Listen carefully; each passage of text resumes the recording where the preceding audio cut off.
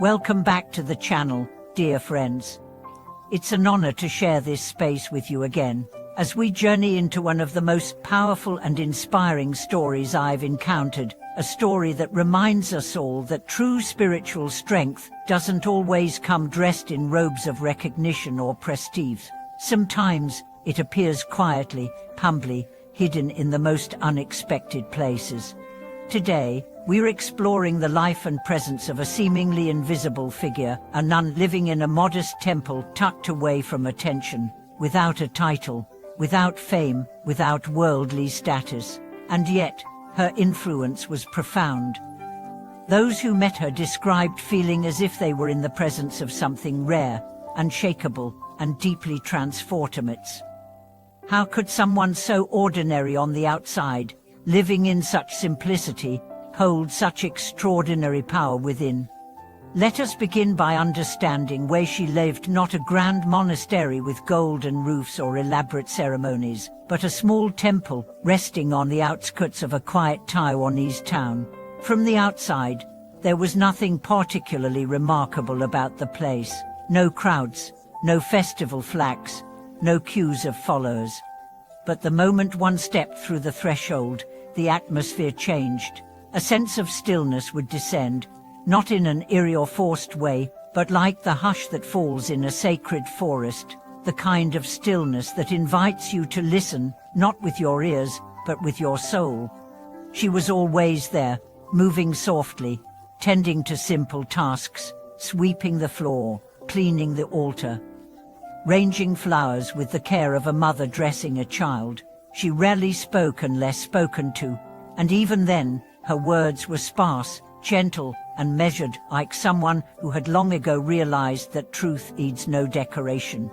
People often asked her, "Why do you live like this? Why not move to a bigger monastery? Why not teach more publicly?" She would smile and say, "I'm practicing. That's all." And that was enough, because her presence did the teaching. There was something about the way she listened, truly listened, not with the intention to reply, but with the intention to understand. When people came to her with burdens, with grief, with confusion, she didn't interrupt. She didn't judge. She didn't fix. She simply made space for pain, for silence, for truth to unfold. And in that space, healing happened. This is where we begin to understand her power. It wasn't in her ability to preach or debate doctrine. It was in her embodiment. She didn't speak of compassion, she radiated it. She didn't teach detachment, she lived it. She didn't quote sutras, she became a living sutra. One story tells of a man who visited her during a time of immense turmoil. He was facing financial ruin, the collapse of his family, and deep shame. He came expecting advice, perhaps even rebuke, but she didn't offer either. Instead, she led him to the garden, asked him to sit, and poured him a cup of tea. They sat in silence for nearly an hour. When he finally broke down in tears, she placed her hand on his and simply said, "You are still here. That is enough." That moment changed his life. Not because of a profound teaching, but because of profound presence. You see, the greatest spiritual teachers often don't aim to change your mind, they aim to touch your being. And that's exactly what she did.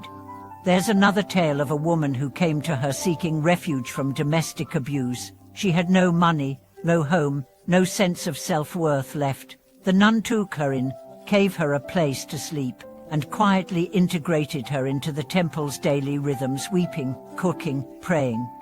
Months later, the woman said she felt like her soul had been stitched back together, thread by thread. "This temple didn't give me answers," she said. "It gave me back myself." We live in a world obsessed with speed, achievement, and spectacle. We look for answers in books, in gurus, in apps and influencers. But sometimes, the most powerful transformation happens not through learning something new, but by remembering something ancient: stillness, simplicity, presence. That's what this nun embodied. People would come seeking miracles, and often they would leave with nothing tangible, no talismans, no blessings, no promises. But later, they would realize something inside them had shifted. Their hearts felt lighter, their minds quieter. Their problems didn't vanish, but their relationship to those problems changed. And isn't that the real miracle? We often think spiritual power means the ability to perform great feats, to heal the sick, to read minds, to command crowds.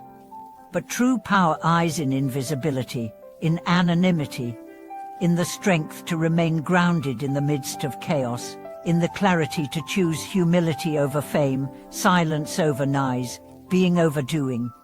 This nun had no website, no published books, no social media, and yet the impact of her presence spread through word of mouth, like a sacred current carried quietly from one seeker to the next. You might wonder, what was her secret? What practices did she follow? The answer was always the same. She kept to the basics: early morning meditation, chanting, silent meals, mindful labor, devotion not just to the teachings, but to every moment. She saw divinity, not just in scriptures, but in the washing of rice, the folding of robes, the lighting of incense. This is the heart of real practice. Not to escape life, but to fully enter it. To see each moment as a portal to awakening. To bow not just to statues, but to every act of kindness, to every breath of awareness. And it's no coincidence that those who visited her often found themselves spontaneously drawn to their own practice again. Her life wasn't inspirational in a flashy way, it was contagious in a quiet way. It reminded people of their own potential for peace, for clarity, for freedom. In her presence, people felt seen, not for who they pretended to be, but for who they truly were beneath all the masks. And being seen like that is perhaps the rarest gift of all. She never claimed to be enlightened. In fact, she often joked, if I were enlightened, I wouldn't be here scrubbing pots. But maybe that's exactly why her presence was so powerful, because it came not from a pedestal, but from the earth. She didn't elevate herself above others. She simply removed the barriers within herself. And in doing so, she became a mirror, a clear, calm lake where others could see their own reflection with honesty and grace. Her story challenges us. It asks, what is real practice? Is it the accumulation of teachings, the pursuit of spiritual experience, or is it the daily choice to live with integrity, humility, and love? What if enlightenment isn't a destination, but a way of being, a way of seeing the world not through the lens of ego, but through the eyes of compassion? Her life whispers a different kind of success, not measured by numbers, but by depth. Not by influence, but by impact. Not by noise, but by stillness. And that's a message we need now more than ever. In a culture that glorifies visibility, she reminds us of the sacredness of being unseen. In a world obsessed with doing, she shows us the holiness of simply being. In a time of noise, she offers the healing power of silence. So if you've ever felt like your practice isn't enough, if you've doubted your worth because you're not doing more, remember her. Remember that the most powerful spiritual presence might just be the one that no one notices, the one who simply tends to the world with love, quietly, unfakeably, fully. Thank you so much for watching this video. If her story resonated with you, if you've ever met someone like her or hope to become someone like her, please share your thoughts in the comments. And if this message touched you, don't forget to like, subscribe, and support the channel so we can continue sharing these sacred stories. Until next time, may your practice be steady, your heart be soft, and your presence be a refuge for others.